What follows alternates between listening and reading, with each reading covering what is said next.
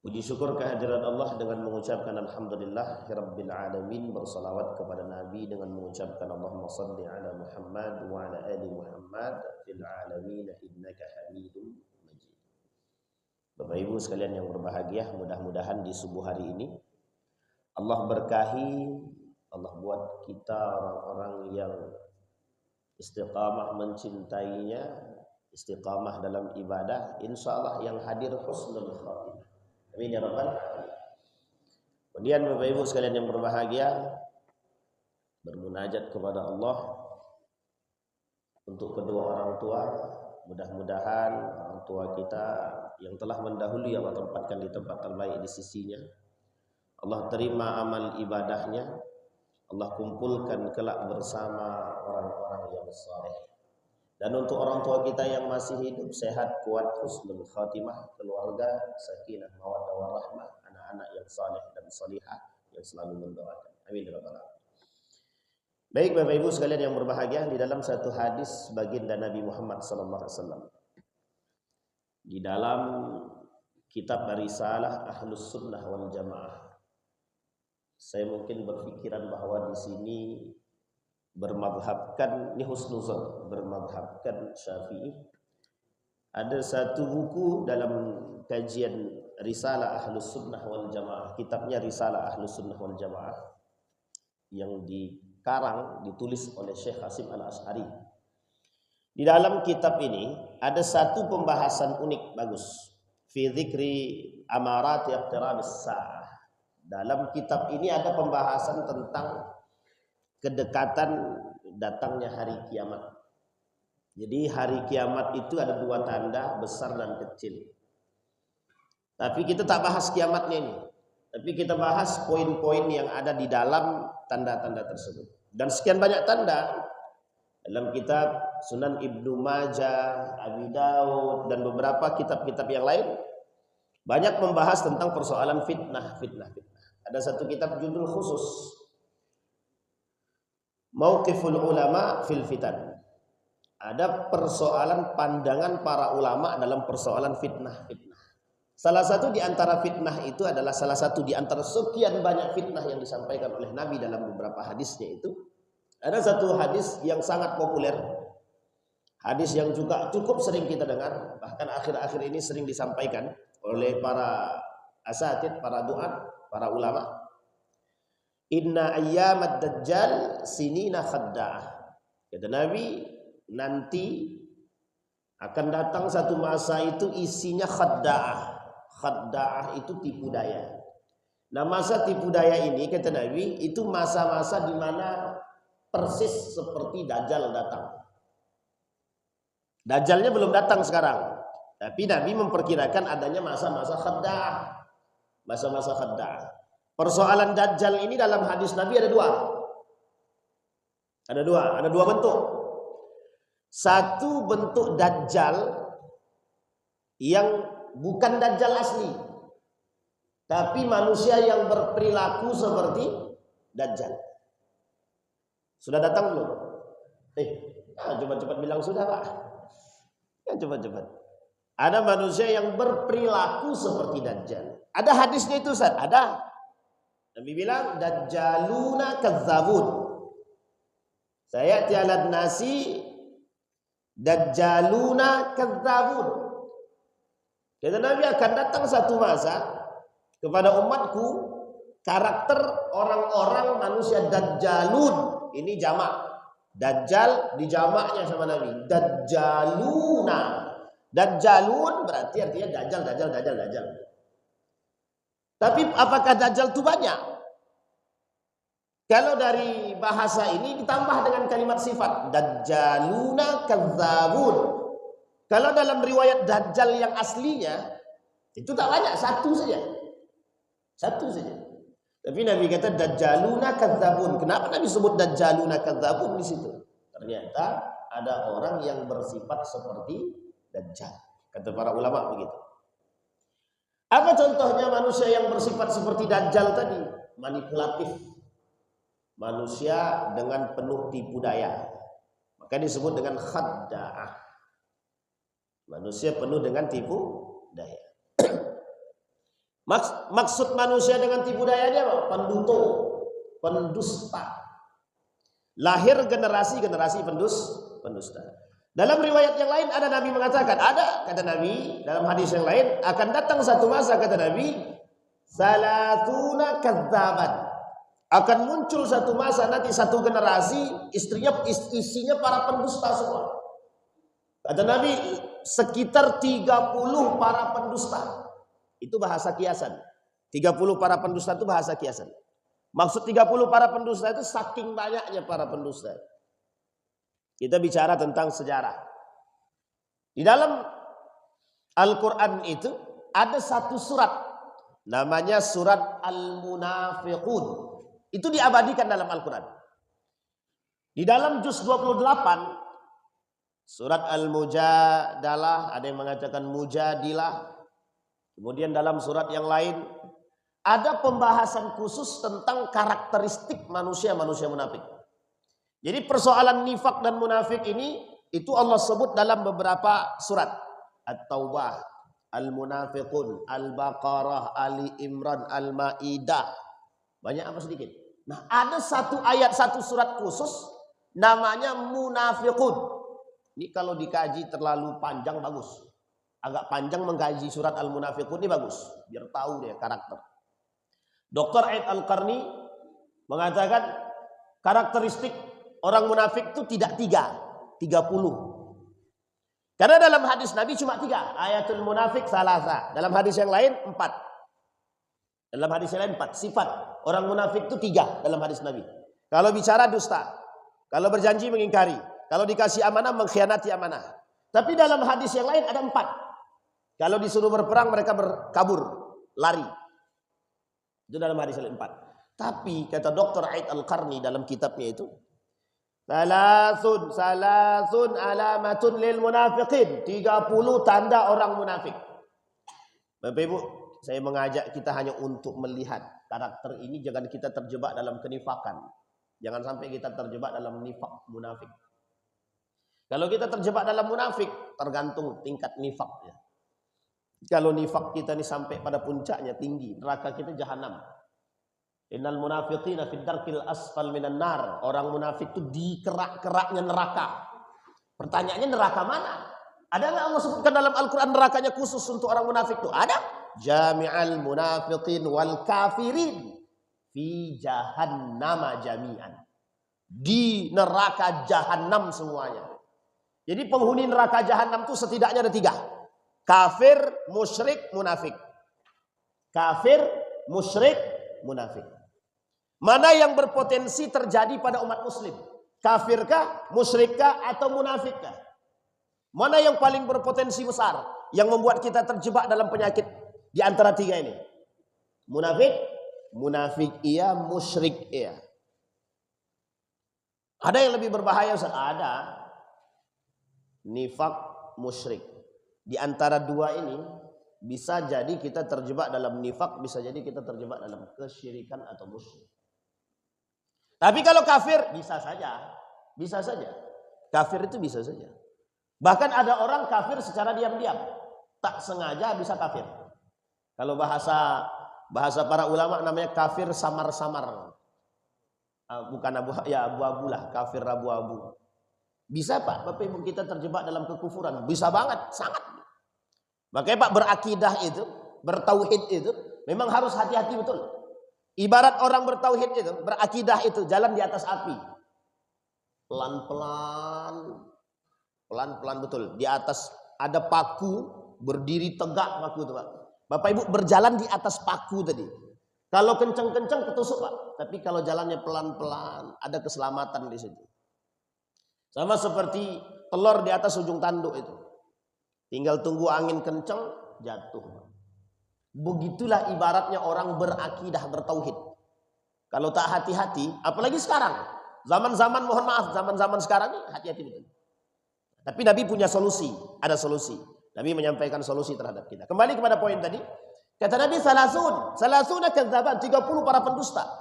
Ini kalau kita rujuk kepada hadis Nabi, ini tak perlu, mohon maaf Bapak Ibu ya, tidak perlu adanya survei. Tidak perlu melakukan penelitian secara ilmiah. Perlu adanya orang-orang yang ahli riset. Tidak perlu. 30 para pendusta itu bahasa kiasan. Coba tengok. Ada enggak 30 orang para pendusta sekarang? Kira-kira ada enggak 30 para pendusta sekarang? Ada 30 atau lebih? Lebih, Pak. Itu tidak perlu kita lakukan penelitian itu. Harus disiapkan angketnya. Tanyakan personal, apakah Anda pernah berdusta? Nah, misalkan dikumpulkan 30 orang. Semua 30-nya pendusta dulunya, Pak. Kecuali yang bertobat ya. Makanya kalimat sederhana dalam surat Al-Furqan itu illal ladzina tabu wa amanu wa amilus salih. Kecuali orang-orang yang bertaubat dan beramal saleh. Ulaika yubaddilullahu sayyi'atihim hasanat. Mereka akan Allah ganti keburukan mereka dengan kebaikan mereka. Wa kana Allahu ghafurar rahima. Kuncinya taubat. Kuncinya taubat. Nah, kembali kepada poin tadi Bapak Ibu. Nah, persoalannya adalah ketika dajjal ini mereka memang harus hadir duluan sebelum dajjal yang sesungguhnya datang. Apa dajjal yang sesungguhnya? Masihid Dajjal. Jadi dajjal dan Masihid Dajjal. Itu ada doanya. Setiap sebelum salam Bapak Ibu selalu berdoa. Itu disunnahkan oleh Nabi, berdoa sebelum salam. Allahumma inni a'udzubika min adzabil qabri wa min adzabi jahannam wa min syarri fitnatil mahya wal mamati wa min syarri fitnati masihid Dajjal. Itu cuma biar kita nih jauh dari atau selamat daripada Dajjal itu, Pak. Emang seberapa bahaya Dajjal itu, Ustaz? Oh, bahaya sekali, Pak. Tunjuk langit turun hujan, tunjuk mati hidup. Sekarang saya tanya Bapak Ibu, kalau ada ya, ada manusia. Ada orang sakit di video kan. Orang sakit nih dibawa ke situ.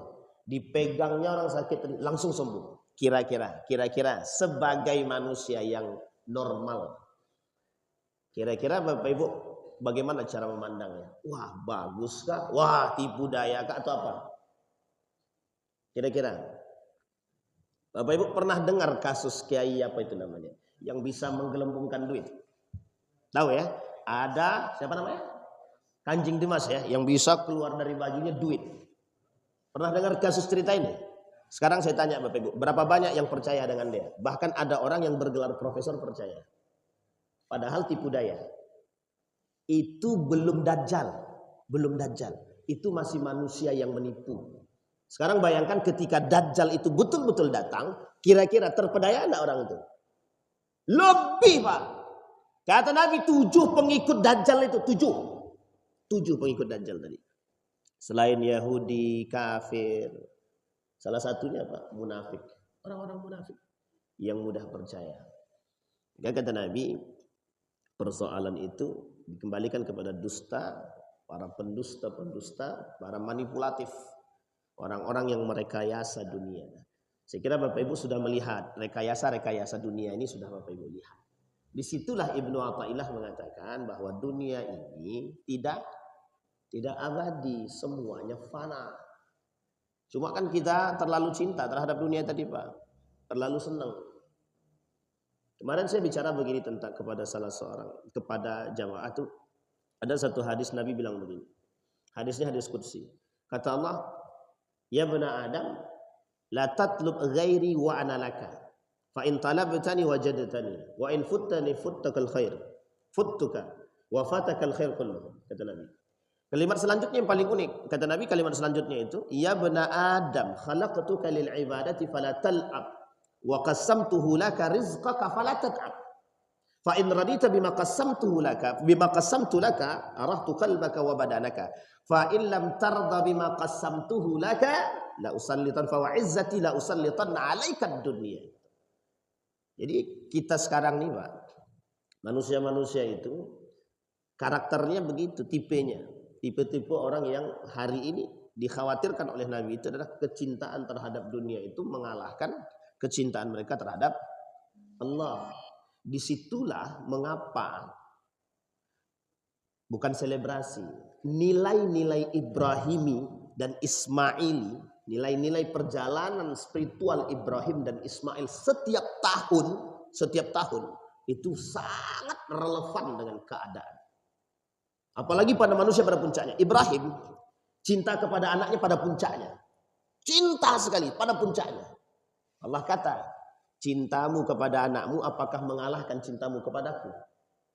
Akhirnya diperintahkanlah oleh Allah perintahkan Ibrahim. Inni ara fil manami anni adbahuka fanzur madza tara. Disampaikan kepada anaknya. Ini bukan persoalan biasa, Pak. Mohon maaf, orang yang sampai cinta pada puncaknya berani meninggalkan persoalan-persoalan yang sangat dia suka, yang sangat dia sayang, yang sangat dia cinta. Seorang ayah nggak punya anak, tiba-tiba dikasih anak, oh sayangnya bukan main, Pak. Apa yang diinginkan anak pasti diberikan, apalagi anak orang zaman sekarang. Orang zaman sekarang, Pak, mohon maaf, 6 tahun tidak dapat anak, tiba-tiba dapat anak, kira-kira disayang nggak? Bisa bayang nggak? Bisa dibayangkan, Pak ya? Bagaimana ketika Ibrahim yang bertahun-tahun nggak dapat keturunan, tiba-tiba sekali dapat keturunan, umur 12 ke atas suruh potong. Itu yang disebut dengan fa in radita bima qasamtuhu laka arahtu qalbaka wa badanaka. Bapak Ibu, karakter-karakter seperti ini itu hanya bisa didapat dengan karakter orang-orang yang mohon maaf menjauhkan diri dia dari sifat-sifat yang tadi kita sampaikan. Kalau lebih sederhana ya kita bicara tentang iman. Mengukur tingginya iman dan rendahnya iman. Memang sulit. Kalau mudah semua masuk surga, Pak. Kalau mudah semua masuk surga. Kuncinya jangan kasih celah. Jangan kasih celah kepada setan. Sawu sufufakum fa inna taswiyatas sufufi min iqamatis salat atau min tamamis salat. Tapi dalam riwayat yang lain Nabi mengatakan ini, baina khulufis syayatin, baina khilali sufufis syayatin. Di antara setiap saf-saf yang kosong ada satu celah setan. Dalam riwayat yang lain Nabi mengatakan begini, bahkan itu juga ada dalam Al-Qur'an itu. Kata Nabi, jalan itu lurus, sirati wa inna sirati mustaqimah. Jalan aku ini kata Nabi lurus. Sirati mustaqimah. Aku punya jalan itu lurus kata Nabi. Nanti ada jalan ke kanan dan ke kiri. Fala tattabi'us subula. Jangan kalian mengikuti jalan yang ke kanan dan ke kiri. Kenapa? Setiap persimpangan kanan dan kiri ini ada setan yang selalu memanggil. Artinya Pak, bahasa sederhananya dari dua hadis ini, kalau Bapak Ibu kasih ruang untuk setan, maka kita akan bisa mendapatkan setan terus dalam diri kita. Bisa dipahami sampai di sini Bapak Ibu? Kalau kita memberikan ruang kepada syaitan dan iblis kepada diri kita untuk menggoda, maka ada dua kemungkinan. Kalau Bapak Ibu kuat bisa selamat, kalau Bapak Ibu tidak kuat, Bapak Ibu mohon maaf, kita bisa jadi setan. Bisa dipahami sampai di sini bahasanya? Baik. Nah, kembali kepada poin tadi. Maka kata Nabi khadda'ah, masa-masa tipu daya. Jadi dunia ini memang masa tipu daya. Iya memang. Semakin ke akhir itu semakin tipu daya saja isinya, Pak. Semakin ke akhir tipu daya. Maka di sini Nabi mengatakan kunci dan solusi. Kata Nabi, isbiru.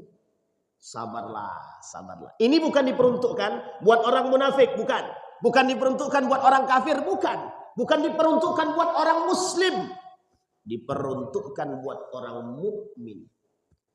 Orang mukmin. Kenapa kok diperuntukkan buat orang mukmin? Yang bisa sabar tuh orang mukmin. Yang bisa sabar tuh orang mukmin. Kenapa kok harus sabar, Ustaz? Karena jumlah orang beriman di akhir zaman bukan banyak, sedikit. Minoritas di antara muslim. Mukmin itu minoritas di antara muslim. Oh, ini distorsi betul, Ustaz. Enggak. Ini terlalu memilah-milah. Tidak, itu yang ngomong bukan saya, Pak. Nabi. Jumlah umat muslim banyak. Tapi kok semua penakut gitu. Itu muslim, Pak. Sampai sahabat tanya begini. Kata Nabi, kelak kalian itu umat muslim akan dikelilingi musuh-musuh yang siap untuk memangsa kalian. Seperti binatang-binatang buas yang ingin memakan kalian dalam keadaan lapar dan haus. Itu kondisi, Pak. Dikelilingin belakang, depan, belakang, kanan, kiri, semua musuh ingin memakan kita. Nabi katakan, kata para sahabat, apakah akillatun nahnu hina idzin? Apakah ketika itu kami dalam keadaan sedikit wahai Rasulullah, kata para sahabat? Kata Nabi, tidak. Jumlah kalian banyak seperti buih di lautan tidak terhitung, saking banyaknya. Cuma kalian lemah, kata Nabi. Disampaikan sama Nabi, apa sebab lemahnya? Sebab lemahnya sederhana saja, kata Nabi. Al-wahan, al-wahnu. Apa tuh wahnu itu? Hubbud dunya wa karahiyatul maut. Benci dengan kematian, cinta terhadap dunia. Nah, sekarang kita lihat hadis yang lain tentang cinta dunia tadi. Apa kata Nabi? Cinta dunia tadi, hubbud dunya ra'su kulli khati'ah. Cinta terhadap dunia, nih poin Pak ya. Cinta terhadap dunia itulah akar persoalan, permasalahannya. Sekarang kita lihat, kita tarik dalam kasus. Kita tarik dalam kasus. Apa yang akan dilakukan oleh orang yang cinta terhadap dunia? Coba Bapak Ibu lihat. Apa yang akan dilakukan oleh manusia ketika dia cinta terhadap dunia? Itu Nabi sebutkan dalam hadisnya. Apa kata Nabi? La yubali bima akhadha aminal halal aminal haram. Orang yang sudah kecintaan terhadap dunianya tinggi, kata Nabi, tak akan berpikir yang dia ambil. Mau halal kek, mau haram kek, yang penting perut terisi. Yang penting duit banyak, bangga dia punya duit banyak, tapi mohon maaf. Caranya tak dia pikirkan mau halal kek, mau haram kek. Sekarang kita lihat, Pak. Kasus halal haram ini manipulatif, Pak. Orang hari ini tak berpikir persoalan halal haram, Pak. Yang penting masuk dapat duit. Asalkan jelas saja duit itu dapat, ambil. Kita bicara fakta aja, Pak. Kita bicara fakta. Kalau orang-orang itu sadar dia, tahu dia bahwa korupsi itu haram gitu. Kalau dia tahu bahwa menulis kwitansi palsu itu haram. Kalau mereka tahu, mohon maaf, kira-kira mereka lakukan enggak? Kalau mereka beriman, gak akan, Pak, gak akan mereka lakukan. Tapi mengapa mereka buat? Gara-gara yang penting dapat duit. Jadi itu tidak seberapa bahaya, kata Nabi, tidak seberapa bahaya. Yang bahayanya lagi justru yang mereka jual itu agama. Kalaulah agama yang dijual, Pak, lebih berbahaya lagi. Nifaq. Allah tidak mau berbicara dengan mereka.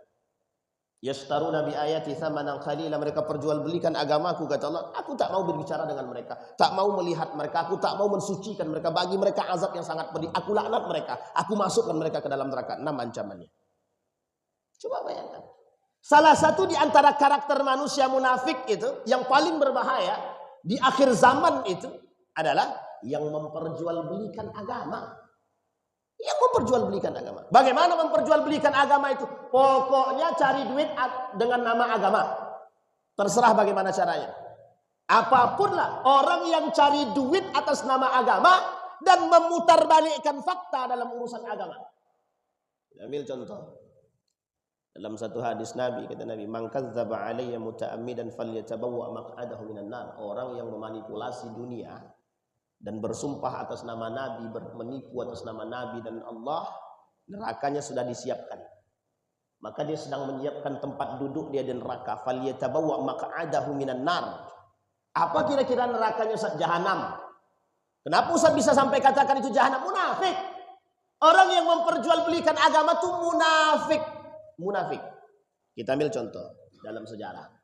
Pernah dengar nama Abu Ubaid bin Salul? Pernah Bapak Ibu? Abu Ubaid bin Salul pernah? Itu gembongnya munafik di Madinah. Nabi ketika di Mekah musuhnya kafir Quraisy, Yahudi sedikit, Nasrani sedikit, Pak. Di Mekah itu. Tapi paling banyak kafir Quraisy, paganisme. Paganisme. Tapi setelah Nabi sampai di Madinah, itu musuh Nabi nambah. Yahudinya, Nasraninya, Quraisynya, tambah satu lagi. Siapa satu lagi? Siapa satu lagi? Munafik. Munafik nih, Pak, Abu Ubaid bin Salul ini sendirian. Sendirian dia hasut tuh orang-orang. Jadilah berjumlah 40 orang. Sebenarnya banyak, tapi Nabi spesifikkan namanya 40. Dan Nabi sampaikan 40 ini, nama-nama 40 munafik ini kepada Huzaifah ibnul Yaman. Kata Nabi, aku sampaikan kepadamu, tapi kau tak boleh sampaikan kepada siapapun. 40 nama munafik ini. Sampailah wafat Huzaifah itu tak pernah disampaikan kepada siapapun 40 orang munafik ini.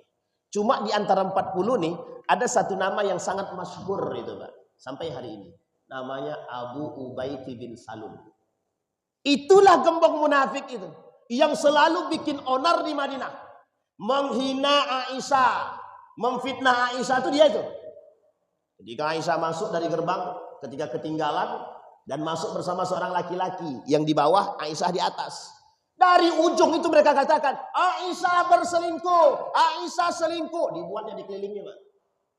Bukan berarti Nabi tak punya bukti. Memang Nabi tak punya bukti. Tapi bukan berarti Nabi tidak bisa sebenarnya. Tapi Pak, kondisi saat itu tidak bisa semudah itu untuk mengatakan kepada mereka bahwa Nabi ini seorang Nabi harus adil, harus baik, harus jujur dan lengkap dengan sikapnya. Sampai Abu Bakar bilang sama Aisyah, udah minta maaf aja sama Rasulullah, minta maaf sama Nabi itu. Kalau kau salah, ngaku aja, minta maaf saja. Apa kata Aisyah? Oh, enggak mau, enggak ada istilah minta maaf. Aku enggak buat apa-apa. Kata Aisyah, itu bahasa kita Pak. Bukan begitu cara bahasanya, tapi bahasa kita begitulah. Itu kata Aisyah, tidak mau dia. Sampai turun surat An-Nur ayat 1 sampai 9. An-Nur ayat 1 sampai. Itu Umar bin Khattab bilang apa sama Nabi? Umar bin Khattab bilang apa? Ya Rasulullah, kita bunuh aja. Kita bunuh aja. Saking berbahayanya orang munafik nih, apa kata Umar? Ya Rasulullah, kan kita tahu nih, orang ini munafik benar nih. Kita bunuh aja. Nah, sekarang saya kasih tahu Bapak Ibu. Nabi kalau bertemu dengan musuh dalam medan perang, itu ketika pedang itu melayang sampai ke leher mereka atau mau membunuh mereka, dilalah mereka bersyahadat, Nabi larang. Nabi larang. Jangan bunuh, karena mereka sudah bersyahadat. Masalah dia nipu atau tidak nipu belakangan, tapi jangan bunuh. Mereka sudah bersyahadat.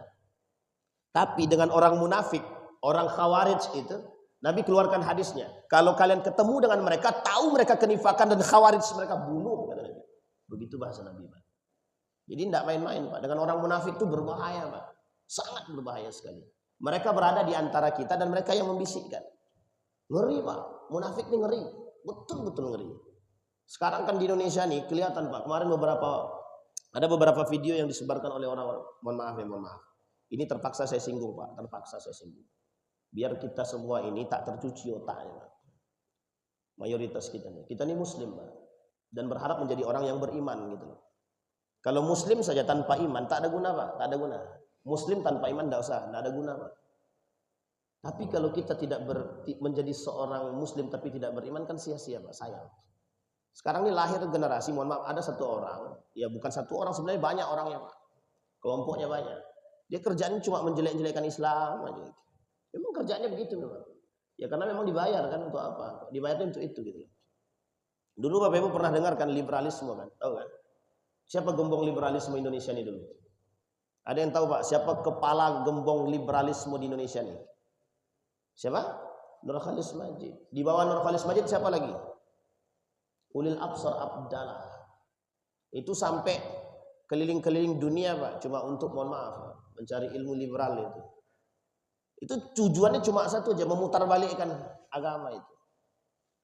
Tujuannya apa sih sebenarnya? Piti, duit aja. Tujuannya cuma duit, Pak. Nggak ada yang lain. Cuma duit aja. Apakah ada tujuan untuk agama tertentu? Tidak, duit aja, Pak. Duit aja. Tujuannya cuma itu. Sekarang ada namanya Abu Janda. Itu tujuannya cuma duit semua, Pak. Duit semua itu. Tapi mohon maaf, yang kita takutkan bukan itunya, Pak. Yang kita khawatirkan bukan itunya. Sebegitu nifaknya dia.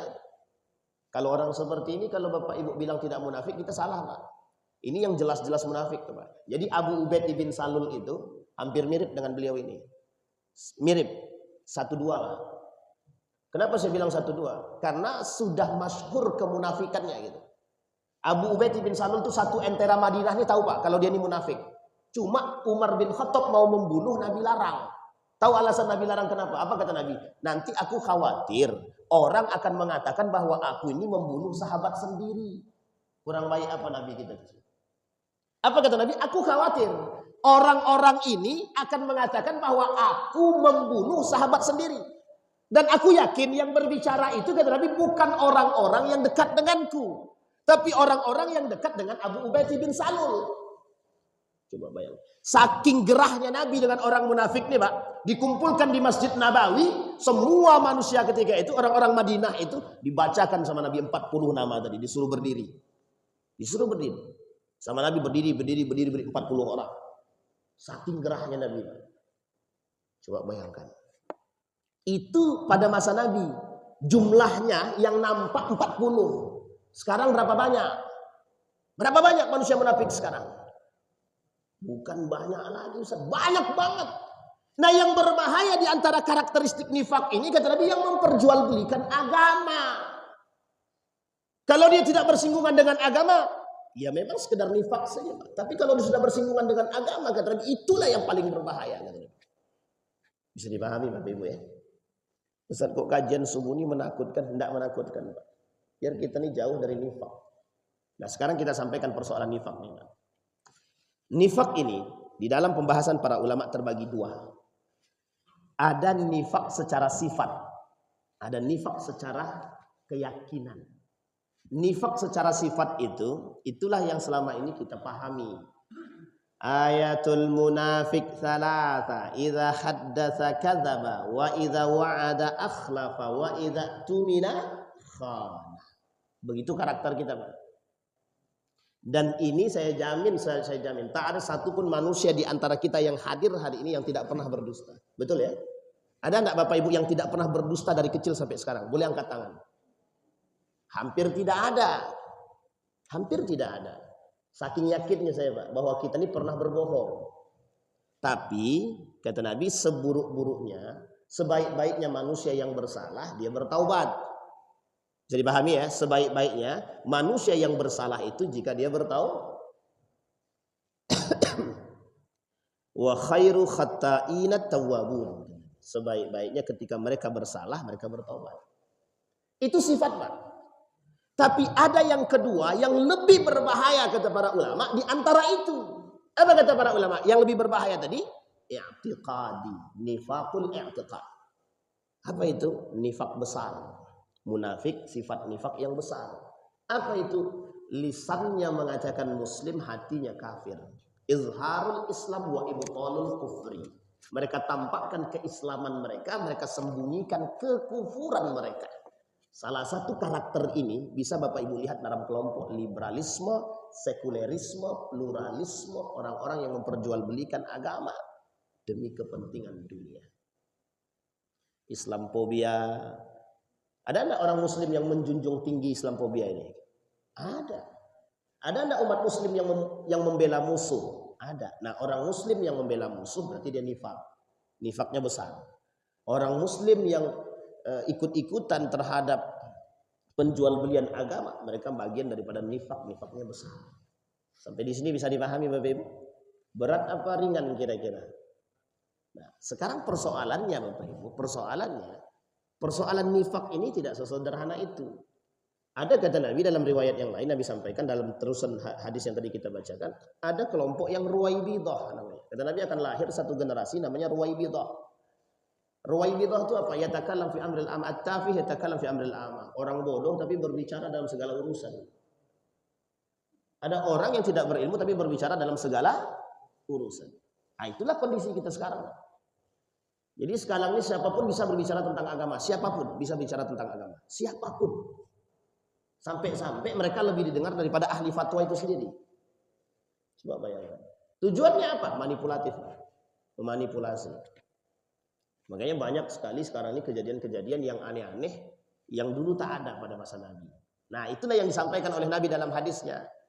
Kalian, kata Nabi, pada masa dahulu tak ada kejadian itu, sekarang kalian akan temukan orang-orang yang melakukan sunnah-sunnah, perbuatan-perbuatan orang-orang Yahudi, orang-orang jahiliyah dilakukan sekarang, tapi pada masa dahulu tidak dilakukan. Yang kedua, akan kembali masa-masa jahiliyah itu dan dilakukan oleh kalian. Nah, siapa mereka? Siapa pelakunya? Itu tadi, kembali kepada poin tadi. Orang-orang muslim tapi mereka tidak beriman. Bahasa sederhananya, ada orang yang lisannya Islam, hatinya kufur. Nah, Bapak Ibu, konsekuensi kufur apa? Konsekuensi kufur Allah hapus semua amal ibadahnya. Allah hapus semua amal ibadahnya. Bapak Ibu dusta, masih Allah ampunkan, Pak. Dosanya cuma pada dusta saja. Tapi kalau Bapak Ibu sudah kufur, itu semuanya Allah hapus. Apa amal ibadah Bapak Ibu? Habis dibakar semua. Itu kalau kufur. Kita ambil contoh. Kira-kira Bapak Ibu percaya enggak sama Allah? Percaya Ustaz. Misalnya ya, percaya. Suatu ketika Bapak Ibu ternyata justru melakukan perbuatan yang membuat Bapak Ibu tidak percaya kepada Allah. Kira-kira habis nggak tuh amal ibadah kita? Habis, Pak. Makanya berat, Pak, kalau kita berakidah ini berat, bertauhid ini berat. Secara dalam bayangan itu berat, tapi kalau dilakukan indah. Sampai Allah bilang begini dalam hadis qudsi itu.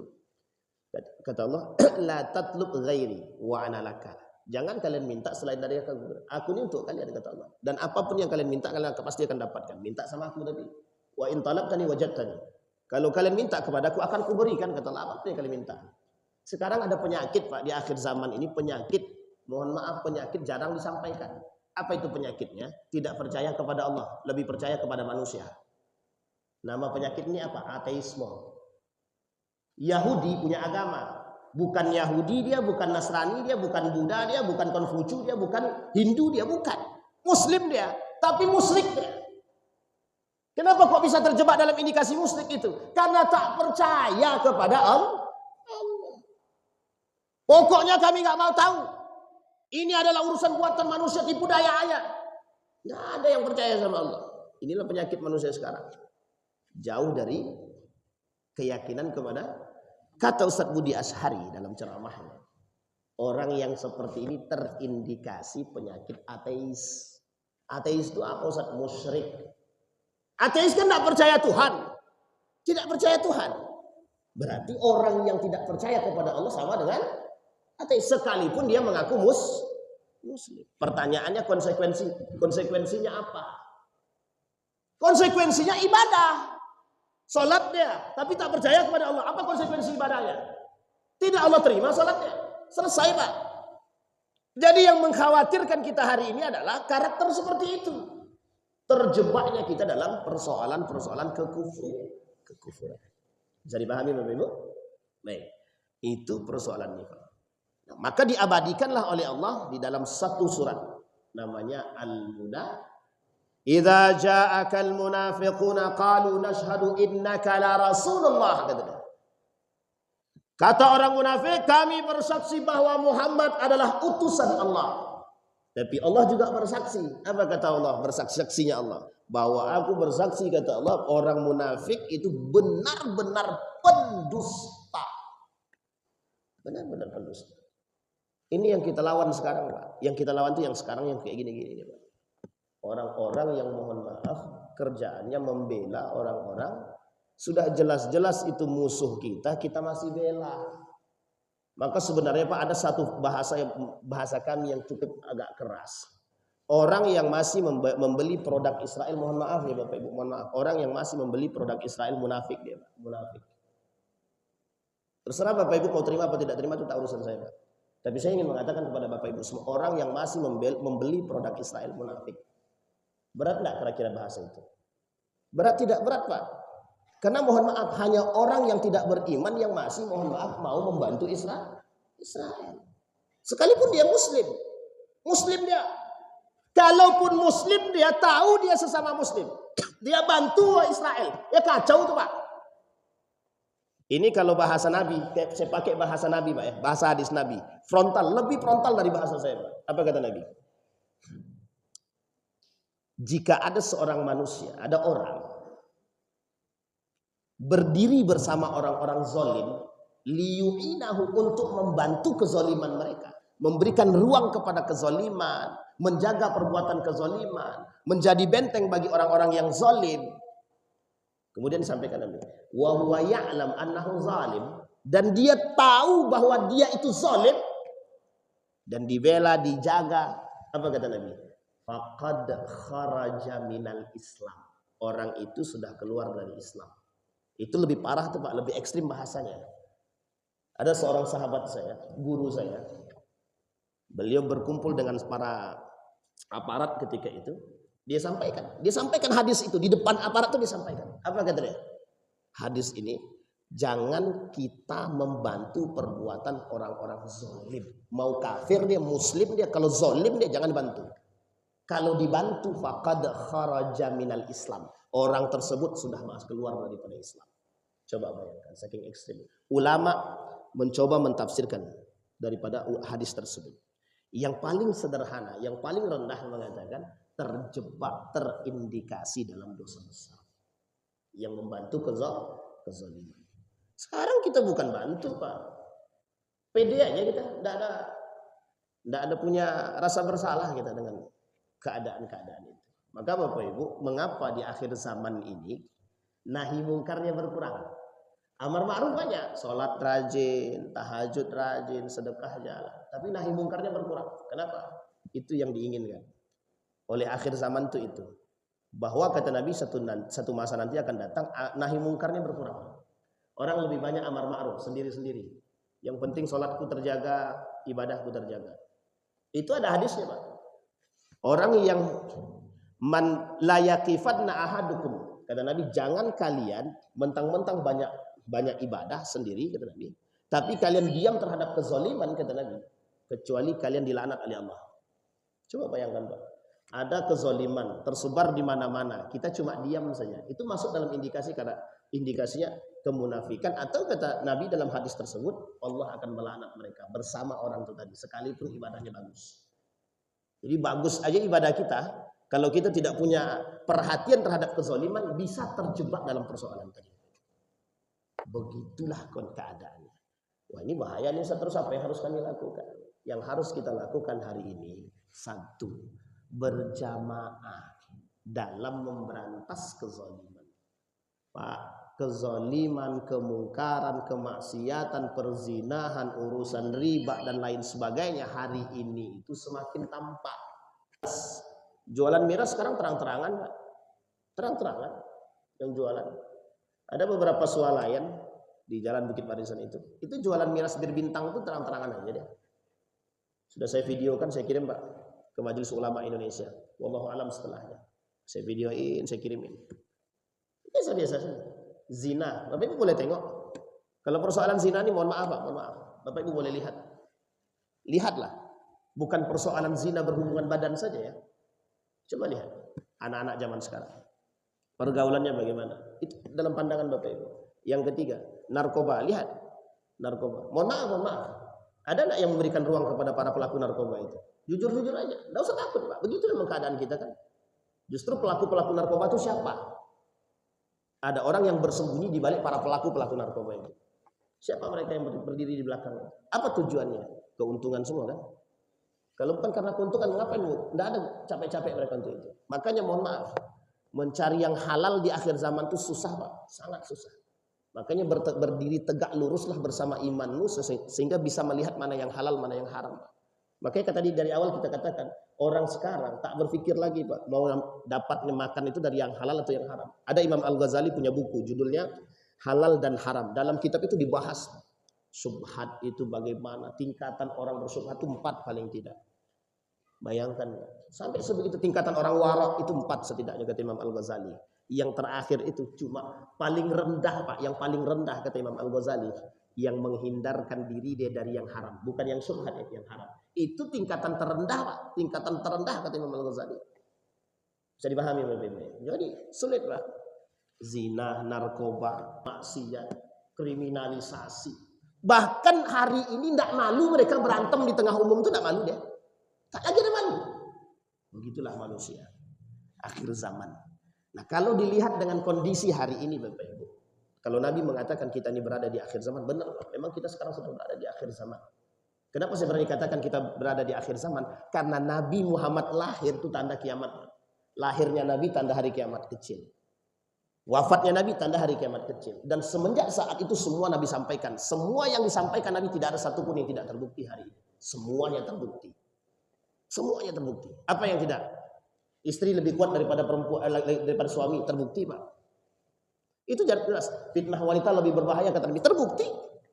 Narkoba, zina, mungkar, maksiat, riba di mana-mana, terbukti. Bahkan ribanya sudah lagi bukan tingkatannya nasional kan, global. Riba global. Dan ini perkataan Nabi. Nah, kembali kepada poin tadi, Bapak Ibu. Kata Nabi, akan muncul orang-orang yang ruwaibidah. Sebagai salah satu karakter manusia munafik itu ruwaibidah tadi. Apa itu ruwaibidah? At-tafih yatakallam fi amril ammah. Orang-orang bodoh yang tidak mengerti, mereka berbicara dalam segala urusan. Bahkan kata Nabi, bahkan lebih berbahayanya lagi kata Nabi, ada orang-orang yang diberikan satu jabatan, tapi mohon maaf mereka tidak ahli di bidang itu. Maka tinggal tunggu kehancurannya. Idza wussilal amru ila ghairi ahli fantadhiris sa. Nah sekarang keadaannya begitu. Siapapun yang punya kedekatan dengan mohon maaf para pemimpin dan pejabat bisa duduk. Kalau punya kedekatan. Siapapun. Dan itu disampaikan oleh Nabi dalam hadisnya. Nabi yang menyampaikan, bukan saya. Meskipun hadis ini dhaif, kata para ulama. Man izdada minas sultan qurban wa ma izdada minallahi illa bu'dan. Ada orang yang mendekat kepada para pemimpin. Kata Nabi dalam hadis tersebut, tidaklah dia akan dekat kecuali semakin jauh dengan Allah. Bukan berarti orang yang dekat dengan pemimpin salah. Tidak. Kalau seperti Imam Al-Ghazali ketika diminta oleh pemimpin untuk dekat membantu, ditengok sama Imam Al-Ghazali, oh pemimpinnya bagus. Dekat Imam Al-Ghazali Pak, dibantu. Ketika pemimpin mulai menyimpang, mundur diri Imam Al-Ghazali Pak. Mundur. Nah kita yang butuh begitu. Yang kita butuhkan itu begitu. Dia cuma ada dua kemungkinan. Orang yang mendekat itu. Kalau kuat iman selamat, kalau tak kuat iman dia yang ikut. Sekarang banyak yang mana? Banyak yang ikut atau banyak yang tidak? Kan begitu bahasa kita. Bisa dipahami sampai di sini Bapak Ibu. Bukan berarti salah. Tidak salah. Tidak salah. Nah sekarang coba kita lihat sejarah. Dalam catatan. Semua sudah ada dalam catatan sejarah. Cuma tinggal kita mengulang dan mengambil pelajaran daripada sejarah-sejarah terdahulu. Kita ambil Pak salah satu contoh. Dulu pada masa Muawiyah ibn Abi Sufyan. Muawiyah ibn Abi Sufyan itu siapa yang diangkatnya setelah diri dia Pak? Padahal punya perjanjian Pak dengan Al-Hasan. Sebelum Al-Hasan ini anaknya Ali bin Abi Thalib. Direbutlah kekuasaannya oleh Muawiyah, diambil oleh Muawiyah. Karena tujuannya Hasan ini ingin mendamaikan dua kelompok. Antara kelompok Damaskus Syam dengan kelompok yang ada di Madinah. Ingin didamaikan. Atau di Kufah ketika itu. Didamaikan. Kata Hasan, ini setelah 7 bulan kepemimpinannya. Setelah Ali wafat dibunuh oleh Ibnu Muljam, oleh sahabat Nabi diangkatlah Al-Hasan ini. Hasan ibn Ali diangkat. Setelah diangkat 7 bulan cuma Pak, 7 bulan. Setelah 7 bulan kata Hasan, yalah, bertemulah Hasan dengan Muawiyah ibn Abi Sufyan. Apa kata Hasan? Aku mau menyerahkan tampuk kepemimpinan ini kepadamu. Dengan catatan ada syaratnya. 1. Jangan caci maki ayahku di depan umum. Kata Muawiyah tidak bisa. Yang kedua, jangan caci maki ayahku di depan keluarganya. Disetujui oleh Muawiyah. Yang ketiga, kalau nanti aku mati duluan dan kau masa kepemimpinanmu sudah habis, maka kembalikan kepada para sahabat majlisus syura. Artinya musyawarah. Kembalikan kepada musyawarah. Tapi kalau Anda mati duluan, wafat duluan Muawiyah, masa kepemimpinannya habis ataupun dia wafat, maka tampuk kepemimpinan kembalikan kepada Hasan sebagai penerus. Apa kata Muawiyah? Deal. Tak lama kemudian Hasan diracun. Wafatnya Hasan. Dan tampuk kepemimpinan Khalifah Muawiyah habis. Harusnya kemana diberikan? Diberikan kepada musyawarah. Apa yang dilakukan oleh Muawiyah? Diangkatnya anak kandungnya bernama Yazid ibn Muawiyah. Yang oleh ulama Syam ketika itu. Ulama yang ada di Damaskus, Libanon, Syria, Yordania. Sepakat Yazid ini fasik. Yazid ini fasik. Bahkan ada yang paling ekstrim. Apa yang ekstrim? Yazid ini kafir. Yang paling ekstrim. Tapi ulama tidak mengambil yang ekstrim ini. Ulama mengambil mayoritas mengambil yang tadi fasik. Itu dipilih oleh Yazid ibn Muawiyah. Apa alasannya? Alasannya ada 3. 1, panglima perang. Yang kedua, pemersatu umat. Yang ketiga yang paling penting. Ada yang tahu alasan yang ketiganya apa? Anak kandung. Bisa dipahami kalimat itu? Disinilah awal perubahan sistem khalifah menuju monarki. Sistem kerajaan. Dinasti. Dimulai dari Muawiyah ibn Abi Sufyan sampai runtuhnya Turki Utsmani. Perhatikan dalam catatan sejarah.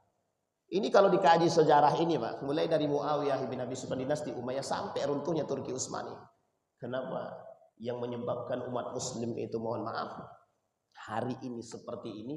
Sama ketika kondisinya pada masa dahulu. Perang salib, umat muslim yang menang.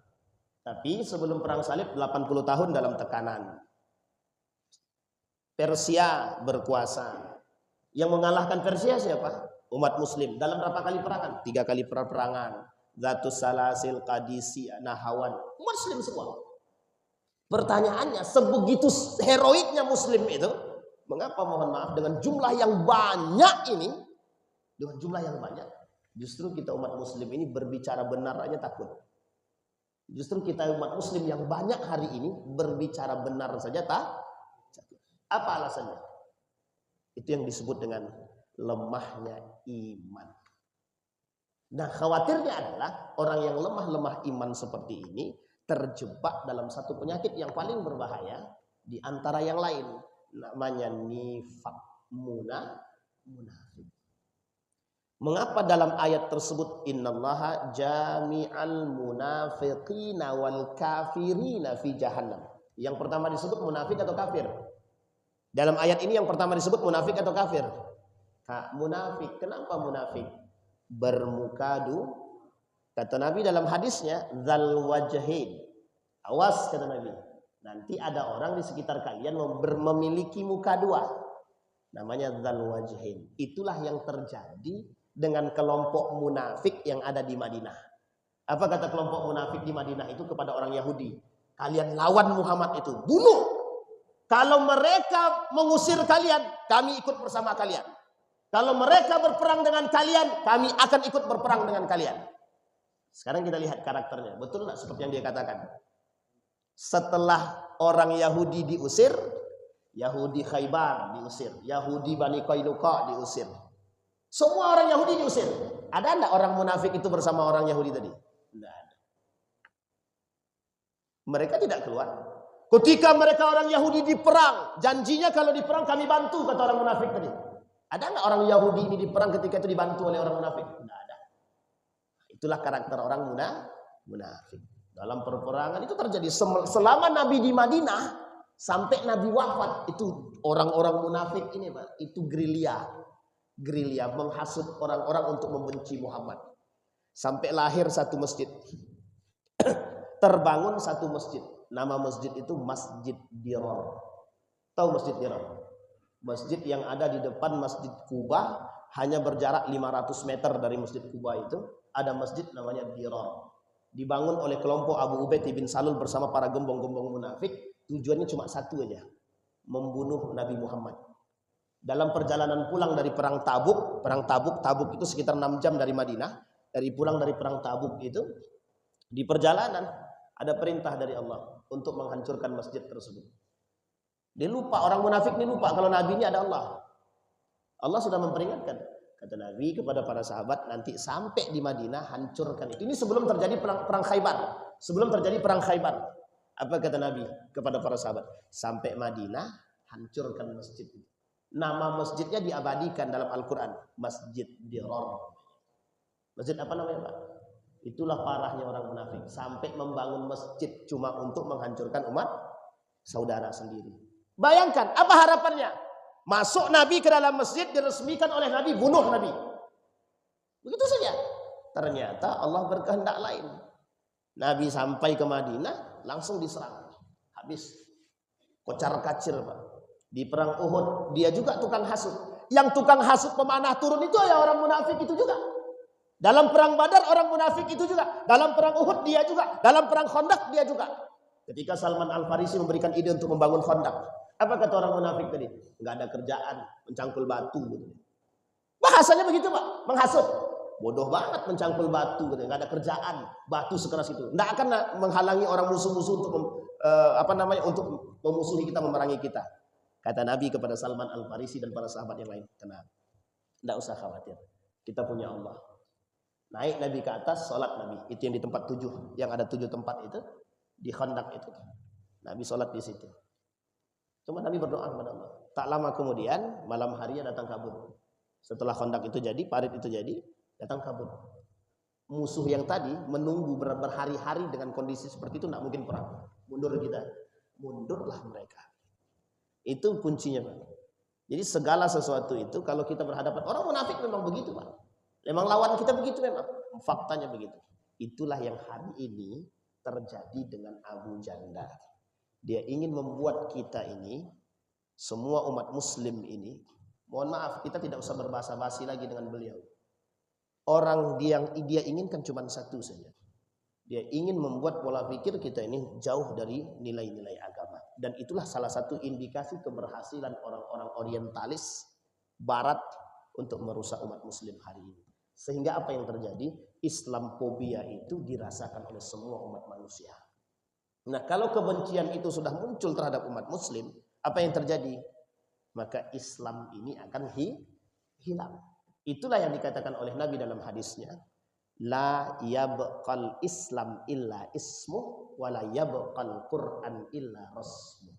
Islam itu tidak tersisa kecuali tinggal nama, Al-Quran tidak tersisa kecuali tinggal tulisan. Apa maksudnya? Keinginan orientalis itu orang Islam jauh dari nilai-nilai Islam itu sendiri. Sekarang perhatikan Pak, secara perlahan nilai-nilai agama itu dihindari oleh pelaku agama itu sendiri.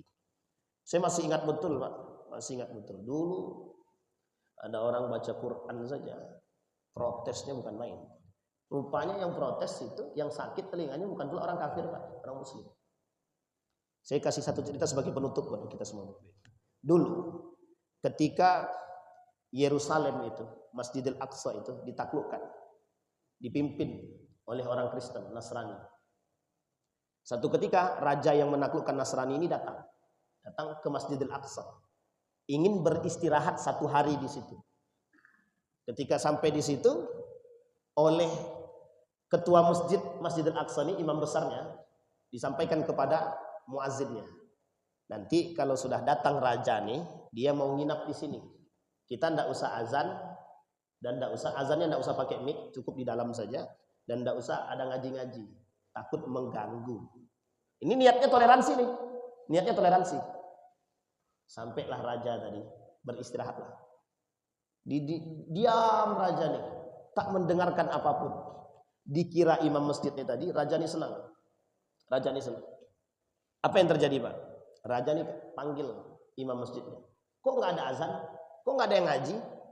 Dijawab, kami menjaga bertoleransi, bahasa kita ya, bertoleransi. Karena Anda bukan muslim, jadi kami menjaga. Apa jawaban raja? Kau tahu nggak aku kesini itu mau ngapain? Mau dengarkan azan? Ya begitu kan Pak. Jadi sebenarnya yang sakit dengan azan itu siapa? Orang munafik. Orang munafik. Orang kafir, mohon maaf Pak ya. Bapak Ibu boleh cek, ada enggak orang kafir yang tak suka dengan daging kurban? Coba cari. Satu aja. Enggak ada Pak. Enggak ada. Mayoritas, meskipun saya tak berani mengatakan 100%, tapi mayoritas. Abu Jahal itu.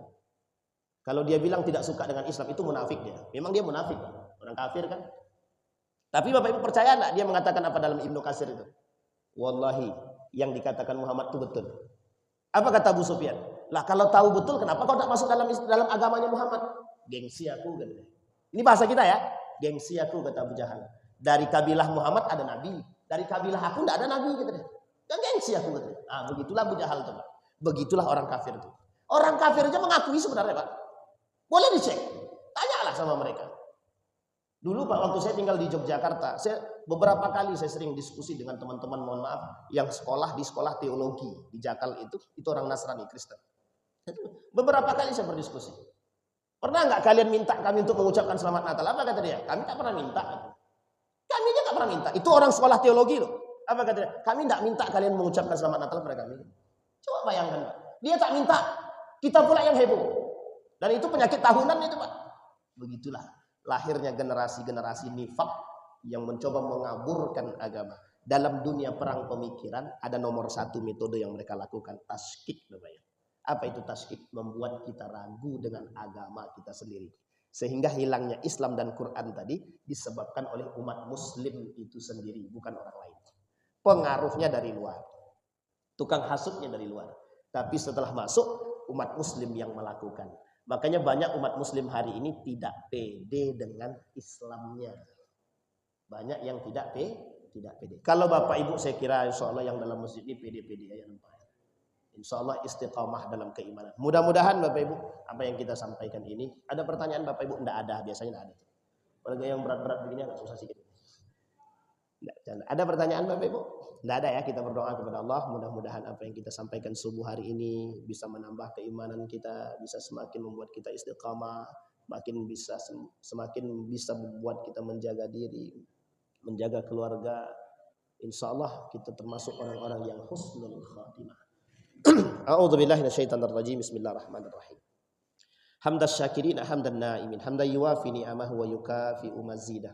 Ya Rabbana lakal hamdu kama yanbaghi li jalali wajhikal karim wa azimi sultanik. Allahumma faqihna fid din wa 'allimna ta'wil.